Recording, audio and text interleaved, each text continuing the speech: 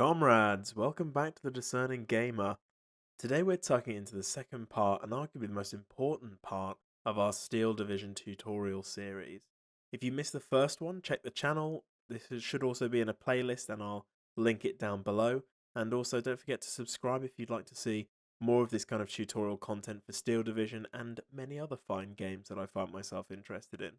For example, I'm running a learning series on Company of Heroes 2 where I try to learn to play the Soviets up to top 100 in the world standard, which might be a little while in the making, but getting there. Anyway, enough of that. Let's get back to the topic of today's video, which is of course Steel Division and probably the most important thing in the game, reconnaissance. Because how can you make plans? How can you choose the best unit for the job? How can you hope to win without knowing where the enemy is, what he's got in that location, and how to beat it? Now, frustratingly, the way reconnaissance works in this game is a little bit of a hidden mechanic that actually is kind of easy to understand and it becomes intuitive with further play, but I do wish that Eugen would find a way to express this a little bit more eloquently within the UI of the game, but once you understand what's going on, it's fairly easy to pick up.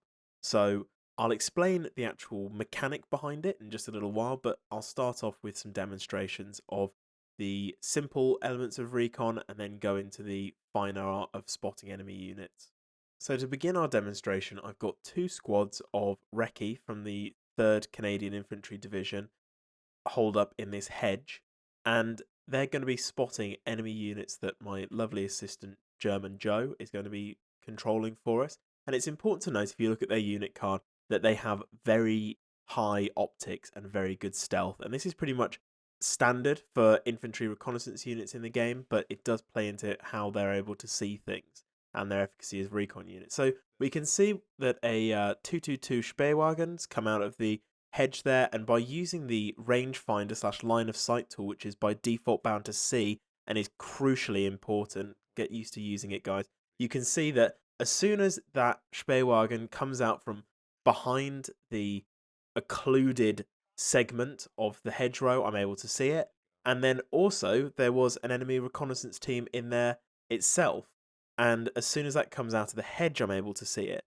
But as soon as it goes back into the hedge, even though it's moving, which does make things easier to spot, I'm no longer able to see it because it's receiving a bonus to its stealth because it's in cover. So now I'm moving a team out into the open field in an attempt to spot an enemy anti-tank gun. And we'll see here that the anti-tank gun is in green cover and it's about 600 meters away from my very high optics possessing Recce unit. And that is the distance that you will need to be certain that there isn't a anti-tank gun sitting within green cover. So definitely memorize that, guys, because when you're scouting the way forward for your armored forces or for any sort of push, knowing that whether or not there's an enemy anti-tank gun within a hedgerow, you need to have something with very high optics within 600 meters of it. Now, let me explain how that works, how that calculation works. So this graphic that's just popped up is a table put together by the ever helpful Ala Toledo over on the Steel Division subreddit. He's actually a YouTuber himself and has a channel where he's done some great replay commentaries and analysis. So I'll pop a link down to him in the description as well. So please do go and check him out, guys. So what this table shows is the interaction between stealth rating and optics rating, which all units have. So stealth is down the left-hand side and optics is along the top. And so you'll see starting in the top left, if a unit has very good stealth and is being observed by a unit with very high optics in open ground, the unit with the very high optics can spot it at a range of 750 meters. And you'll see as either the quality of the optics goes down or the quality of the stealth goes down, the range at which they can be spotted increases proportionally. Now, the one thing to note is that when we see figures like, for example, if a very high optics is looking at a medium stealth unit, it can see it at 2,400 meters. Actually, the maximum spotting range in the game is 1,600 meters, so bear that in mind. Now, that would beg the question, why would this table contain something that is over the maximum possible spotting distance, and that is because not only do the stealth and optics interact, there are also a number of factors to do with the positioning or the nature of the unit that will change how this calculation is done. Now, the most important one to bear in mind is the stealth bonus given by buildings and cover.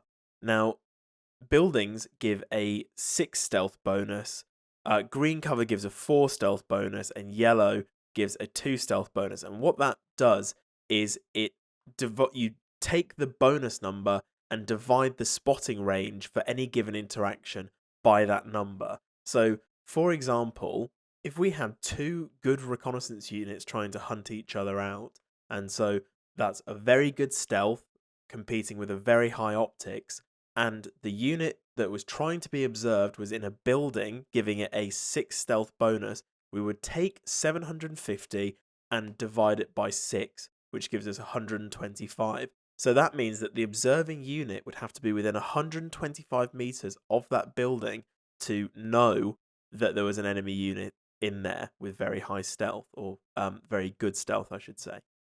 Now, there's another interaction, which is movement. So movement is actually a negative factor to stealth. So if it's a medium or worse stealth unit, it gets a ×2 negative penalty to its stealth. If it's a good stealth unit, it gets a ×1.5 penalty, or if it's very good, it gets no penalty, or ×1. So what that means is, say for example, your medium unit is moving, it means that the stealth bonus it has is no longer 2,400 meters, it's 4,800 meters that it could possibly be spotted at.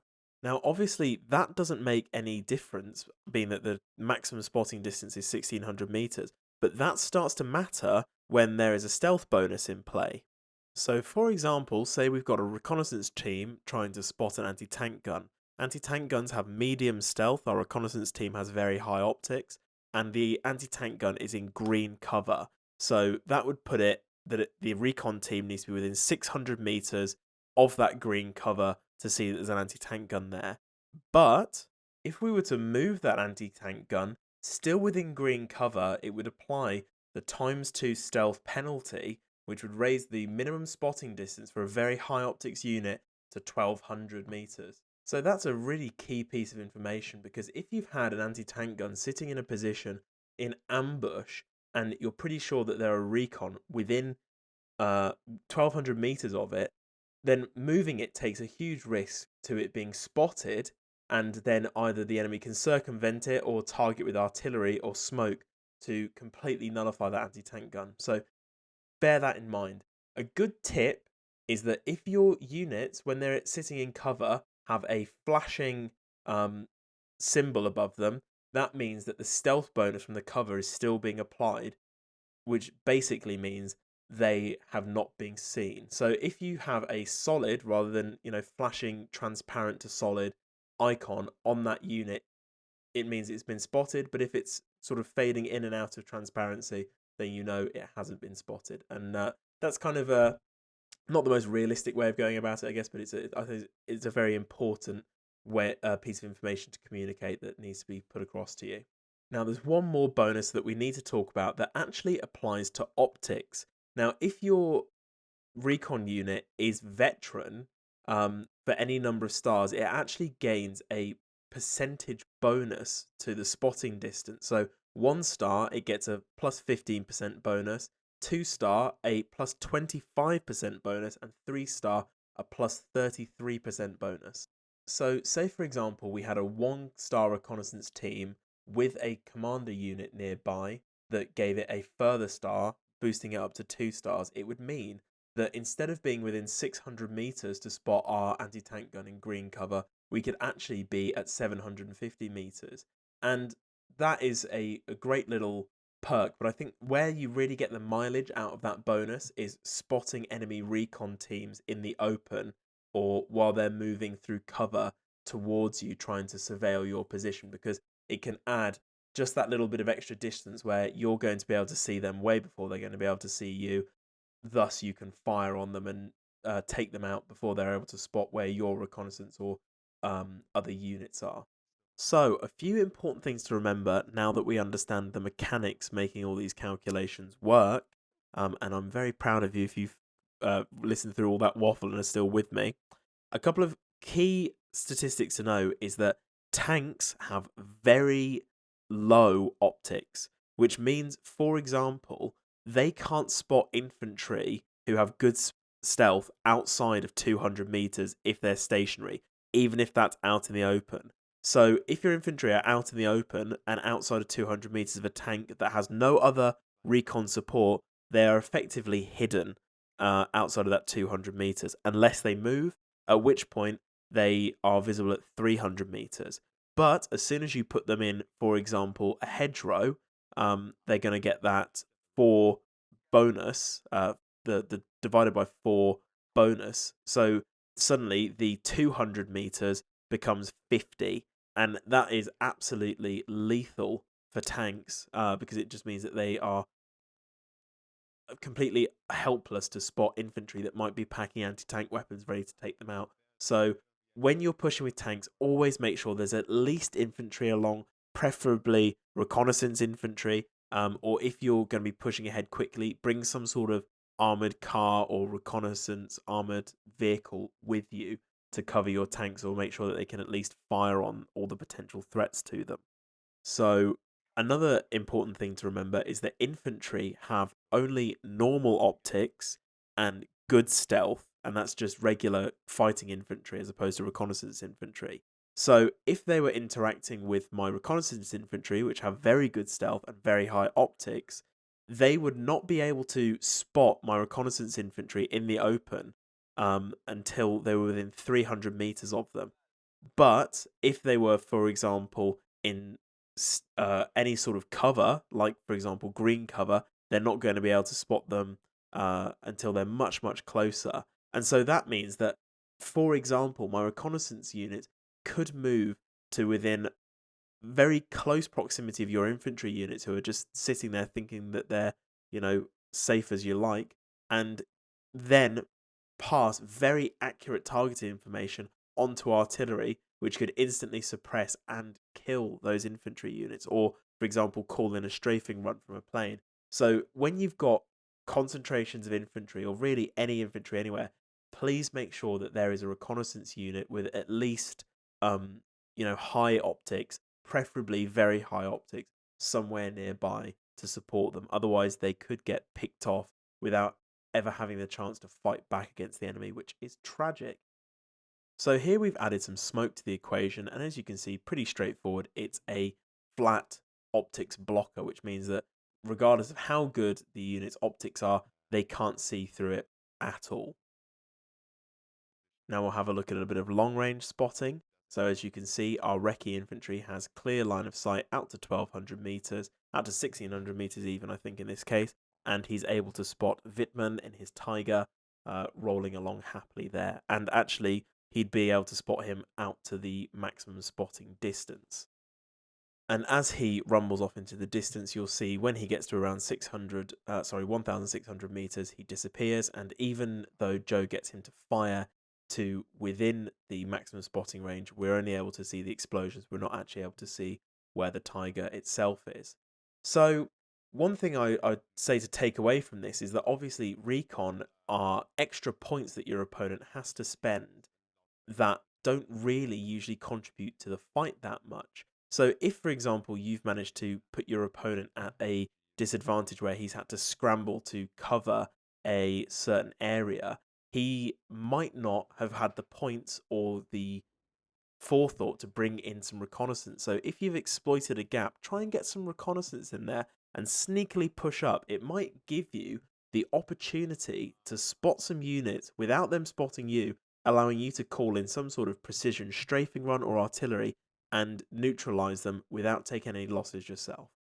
Now, here's just an important little demonstration as well, is that, of course, firing weapons does give away your position in quite a big way. I'm not actually sure how that necessarily interacts with the stealth bonuses and values, but you can see here an otherwise stealth unit, because it fired its weapons, was able to be spotted. And That's a cardinal rule of reconnaissance, is always leave it on return fire or riposte stance, which I believe is bound to Z by default. So if you don't do this, as soon as your opponents come within rifle range of your reconnaissance units, or even sniper range, because some of them do have sniper rifles, they will immediately begin taking shots, which will reveal their position, even if they were outside of the passive spotting range. And so the main value you're going to have from reconnaissance is for them seeing things and telling your other units that they're there and how to beat them. So generally, as a rule of thumb, always leave them on return fire setting. So that's all for this episode. It is a lengthy and complicated one to get your head around, but it will improve your play no end. Let me guarantee you that. So thank you for sticking around, guys. I hope you enjoyed it. If this was useful to you, please feel free to drop me a like or leave me a comment. If you have any further questions, and of course, subscribe if you'd like to see more of this kind of thing. This was the second part in this tutorial series. The first part I covered deployment, or how to set up your units before the match begins and get them to the middle of the map to start playing the game right. And I covered that first is because it's the basics you need to know in order to just jump into the game and have a play around without getting crushed. So I just wanted to get that out of the way so that people could hop right in and start experimenting and having fun, because learning by doing is a very good idea. Up next in this tutorial series will be a video on infantry combat, which will cover unit stress, retreating, and how best to handle small-scale infantry engagements. After that, you can look forward to a video covering armor and how it's calculated whether armor is penetrated and damage is done to vehicles, and also how to handle an armor engagement in the game. And finally, I'll do a general overview of things to consider while you're putting together a divisional deck. That's all for this episode anyway, guys. Thank you very much for sticking with me. I've been the Discerning Gamer. Until next time.